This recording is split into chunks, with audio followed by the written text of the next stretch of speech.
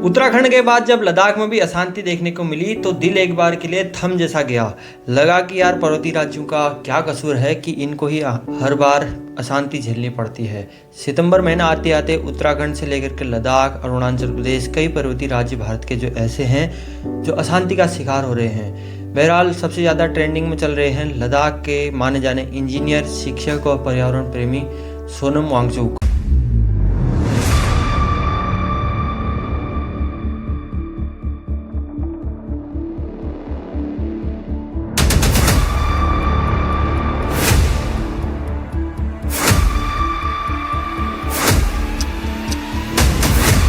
तो आज का वीडियो बहुत ही बहुचर्चित और बहुत ही संवेदनशील है। तो सोनम वांगचुक को एनएसए के तहत गिरफ्तार किया जाना कोई मामूली बात नहीं है। एनएसए नेशनल सिक्योरिटी एक्ट लगा करके सोनम वांगचुक को वर्तमान में गिरफ्तार किया गया है। तो सोनम वांगचुक एक बहुत ही माना जाना चेहरा है, लोग उनको अपना आदर्श मानते हैं और सन 2019 तक सोनम वांगचुक नरेंद्र मोदी को अपना आदर्श मानते थे, अपना गुरु मानते थे, उनके लिए ट्वीट करते थे और उनको अपना एक बहुत ही बढ़िया नेता माना जाना नेता मानते थे। तो 2025 आते आते ऐसा क्या हुआ कि नरेंद्र मोदी के खिलाफ सोनम वांगचुक चले गए और लद्दाख में अशांति छाने लगी कि कल यहाँ पर जो 35 दिन के अनशन पे बैठे थे उनमें से 2 लोग अस्पताल में उन्हें ले जाना पड़ा बहुत गंभीर स्थिति में। सेंट्रल गवर्नमेंट की क्या भूमिका है इस विषय पर, तो आज की वीडियो में ये हम समझेंगे। तो नमस्कार दोस्तों, स्वागत है आपका एक नए वीडियो के साथ। मेरा नाम है विक्की और एक नए वीडियो के साथ मैं आप सभी के सामने आ गया हूँ लद्दाख से रिलेटेड वीडियो को लेकर के। सन 2019 में जब जम्मू कश्मीर से अलग होकर लद्दाख एक केंद्र शासित प्रदेश बना तो उसके बाद लगा कि लद्दाख में शांति छाएगी। लद्दाख का नाम सुनते ही लोगों को लेह या खूबसूरत हिमालय के पहाड़ इस तरीके की चीजें याद आती है। लेकिन समय बीतता गया और लोगों की मांगे भी बढ़ती गई। तो 2019 के बाद जब लद्दाख केंद्र शासित प्रदेश बना तो लोगों की मांगे भी जायज थी और अभी भी वो मांगे पूरी नहीं हुई है। वो थी 6 शेड्यूल की जो एक मेन मांग है वो है विशेष राज्य का दर्जा, यानी कि विशेष संवैधानिक राज्य का दर्जा, 6 शेड्यूल का दर्जा लद्दाख को दिया जाए। इसकी मांग 2019 से ही लगातार की जा रही थी, लेकिन यह आंदोलन 2024 आते आते विकराल रूप ले लिया और 2024 में भी इसी तरीके का आंदोलन हुआ। लेकिन उस समय संवैधानिक तरीके से आंदोलन हो रहा था, उसमें कोई ऐसी मानहानि नहीं हुई जैसे कि 2025 में हो रही है। सोनम वांगचुक जो मान जाना चेहरा है इस आंदोलन का, लगातार 21 दिन तक भूख हड़ताल करने के बाद सोनम वांगचुक ने पद यात्रा करी थी लद्दाख के लोगों के साथ दिल्ली तक। लद्दाख से दिल्ली तक पद यात्रा करी थी और उसके बाद भी 6 शेड्यूल की मांग उनको ठुकरा दिया गया। लगातार सरकार वादे करते रही लेकिन मांगे पूरी नहीं हुई। सितंबर 2025 आते आते ये मांग फिर से उजागर हुई। लद्दाख में प्रोटेस्ट होने लगे। प्रोटेस्ट 26 सितंबर 2025 को ऐसा रूप ले लेता है कि लोग आगजनी पर उतर आते हैं और भड़काऊ चीजें, गोलियां तक चल जाती है और रिजल्ट ये आता है कि 4 लोगों की मौत हो जाती है उस चीज में। लेकिन दोस्तों, सोनम वांगचुक को एनएसए के तहत गिरफ्तार किया जाना यह सबसे बड़ा ट्रेंडिंग विषय बन गया। सोनम वांगचुक एक लद्दाख का हिस्सा है, पूरे लद्दाख की कम्युनिटी को रिप्रेजेंट करते हैं हमेशा से ही संवैधानिक तरीके से। लेकिन 2025 में उन पर जब एनएसए एक्ट लगा तो ये बहुत बड़ा सोचनीय विषय बन गया। अगर आपने 3 इडियट मूवी देखी होगी तो सोनम वांगचुक को आप अच्छी तरीके से जानते होंगे। उस मूवी में सोनम वांगचुक के लिए इंजीनियर ठहराया गया था, इंजीनियर बताया गया था, लेकिन आगे चलते चलते सोनम वांगचुक शिक्षा के क्षेत्र में, पर्यावरण के क्षेत्र में बहुत सारे काम कर चुके हैं। वर्तमान में सबसे प्रसिद्धि उनको मिली थी आयुष स्तूपा के लिए। और सोनम वांगचुक का एक एनजीओ भी है जिसका नाम है सैकमोल, जिसमें वो बच्चों को पढ़ाने या कई तरह की पर्यावरण गतिविधियों के लिए काम करते हैं। तो सोनम वांगचुक ने लद्दाख के लिए बहुत कुछ किया है, हम मानते हैं। सोनम वांगचुक को वर्तमान में लद्दाख से जोधपुर सेंट्रल जेल में शिफ्ट किया गया। सेफ्टी के पर्पज से उनको वहाँ से इधर शिफ्ट किया गया क्योंकि सेंट्रल गवर्नमेंट को भी लगता हुआ कि सोनम वांगचुक एक माना जाना चेहरा है, कहीं फिर बवाल ना हो जाए, फिर जेल से ना छुड़ा लिया जाए, कुछ भी हो सकता है। इस चीज़ों को देखते हुए सरकार ने वर्तमान में उनको जोधपुर सेंट्रल जेल में शिफ्ट कर रखा है। लद्दाख प्रोटेस्ट से जुड़े लोग और सरकार के बीच बातचीत हो रही थी, लेकिन अचानक आंदोलन उग्र रूप ले लेता है। आंदोलन से जुड़े लोग भूख हड़ताल में बैठते हैं 2024 की तरह ही 2025 में भी।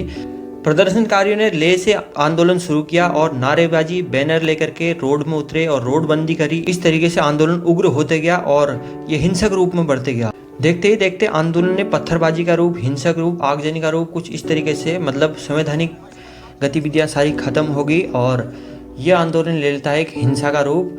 और इसी बीच पुलिस की गाड़ियां, सीआरपीएफ की गाड़ियां भी आंदोलनकारियों ने फूंक दी, पत्थरबाजी करके कई पुलिसकर्मियों को भी चोटिल कर दिया। और इसी आंदोलन का रिजल्ट जो मैंने आपको पीछे बताया कि 4 लोगों की मृत्यु इस आंदोलन में हो गई। जवाबी कार्रवाई में पुलिस ने भी लाठीचार्ज किया, कई जगहों पर फायरिंग भी करी। तो 4 लोगों के मरने का कारण यही रहा। अब आगजनी रही या पत्थरबाजी रही, क्या रहा, ये चर्चा का विषय है, ये सोचनीय विषय है। आखिर लद्दाख जैसे शांतिप्रिय प्रदेश में, केंद्र शासित प्रदेश में ऐसा होना। तो ये बात थी लद्दाख में हो रहे आंदोलन की। लद्दाख में हुए आंदोलन, झड़प और लोगों की मौत के बीच ये जो वर्तमान में हुई स्थिति इस चीज़ की। लेकिन एक आम नागरिक, एक पर्यावरण प्रेमी होने के नाते हम लद्दाख के लिए भी एक मांग उठाते हैं केंद्र सरकार से। हमारा भी क्वेश्चन बनता है कि आप अडानी को प्रोजेक्ट दे सकते हो, किसी प्राइवेट कंपनी को बड़ी बड़ी प्रोजेक्ट दे सकते हो लद्दाख में, लेकिन आम नागरिक की मांग क्या है। हम मानते हैं कि सोनम वांगचुक की जो एनजीओ है सैकमोल, तो सैकमोल की जो FCRA है, फॉरेन कंट्रीब्यूट रेगुलेशन एक्ट, उसमें हम मानते हैं कि फंडिंग आ रही थी, उन पर NHA आपने इसके माध्यम से लगा दिया, हम मानते हैं। लेकिन आपने एक पहाड़ी राज्य लद्दाख को दिया गया। लद्दाख में 2019 के बाद 6 शेड्यूल की मांग लगातार की जा रही थी। वो एक आम नागरिक के नज़रिए से आप सोचेंगे, एक पर्यावरण प्रेमी के नज़रिए से आप सोचेंगे तो 6 शेड्यूल लद्दाख के लिए बेहद ज़रूरी था। तो लद्दाख की मांग जायज़ थी, आम नागरिक की मांग जायज़ थी, लेकिन फंडिंग और आंदोलन झड़प रूप या NHA एक्ट लगाना ये दूसरी बात है। एक आम नागरिक जो आंदोलन में बैठा हुआ है, जो अनशन में बैठा हुआ है, उसकी मांग जो है लद्दाख 6 शेड्यूल मेनली मांग वही है। बाकी मांगें आगे जो भी है वो दूसरी है, लेकिन मेन जो मांग है वो है 6 शेड्यूल। अगर लद्दाख में 6 शेड्यूल आ गया तो आपकी बड़ी बड़ी कंपनियां वहाँ नहीं जा पाएंगी, अडानी को प्रोजेक्ट नहीं मिल पाएंगे, स्थानीय लोगों का खुद का कानून चलेगा। तो ये तो सरकार को मंजूर नहीं है। पहाड़ी राज्य से उत्तराखंड है, यहाँ पर भी आपके दुनिया भर के अडानी के प्रोजेक्ट, NHAI के प्रोजेक्ट, बहुत बड़े बड़े प्रोजेक्ट, NTPC के प्रोजेक्ट ये चलते रहते हैं। दुनिया भर की टनल बनाना, पहाड़ों का विनाश करना, ये तो सरकार की नियति है हमेशा, क्योंकि प्राइवेट कंपनी को काम मिलता है तो सरकार को हमेशा ही पैसा फंड जाता है। तो लद्दाख में 6 शेड्यूल और उत्तराखंड में भी 6 शेड्यूल की मांग लगातार की जा रही थी। उत्तराखंड के तो राम भरोसे है, तो लद्दाख में बहुत बड़ा आंदोलन हुआ। तो केंद्र सरकार को भी मैं कहना चाहूँगा कि इस पर फोकस किया जाए, इस पर आंदोलन को थामने के लिए आपके पास एक ही मौका है, वो है 6 शेड्यूल की मांग को मांग लिया जाए और लद्दाख में शांति छा जाएगी। साथ ही उत्तराखंड में भू कानून की मांग जो मांगी जा रही थी उसको भी सरकार ने लीपापोती करके उसको भी 2 जिलों में भू कानून लाए नहीं और 11 जिलों में लागू कर दिया। जहाँ पर मेनली ज़मीन बिकनी थी वहाँ पर भू कानून लागू ही नहीं किया, बाकी पहाड़ी राज्यों में भू कानून लागू कर दिया। इस तरीके की सरकार की नीयत पे भी खोट नज़र आता है। अब सोनम वांगचुक के तरफ के लोगों का पक्ष सुने तो उनका कहना भी सही है कि उनका कहना यह है कि ये हमारे तरफ से एक संवैधानिक तरीके से आंदोलन किया जा रहा था, कुछ उग्र तत्व इसमें शामिल हुए तो ये बन गया हिंसात्मक रूप बन गया। और उन लोगों की मांग भी सही है कि विशेषाधिकार की मांग और नौकरी पेशा जो भी अपना लोकल में बिजनेस है उस चीज़ के लिए वो 6 शेड्यूल की मांग कर रहे हैं या कई सारे काम। तो कई समय से अगर मांगे की जा रही है तो सरकार उस चीज़ को लागू ना करे तो आंदोलन उग्र रूप लेना भी जायज़ है। तो लोगों ने इस पर आंदोलन छेड़ा और लगातार यह आंदोलन बढ़ते उग्र रूप ले लिया, क्योंकि आंदोलन कई समय से चलते आ रहा है, सरकार इस पर कभी ध्यान नहीं देती। जैसे कि मणिपुर को साइड कर दिया सरकार ने, कुछ इसी तरीके से लद्दाख को भी इग्नोर किया जा रहा है और वर्तमान में उत्तराखंड में भी ये हो रहा है, तो उत्तराखंड को भी इसी तरह से इग्नोर किया जा रहा है। विपक्षी पार्टियों और मानवाधिकार समूह ने इस चीज को पूरा क्रूर कायवाद घोषित कर दिया गया है सोनम वांगचुक की गिरफ्तारी को।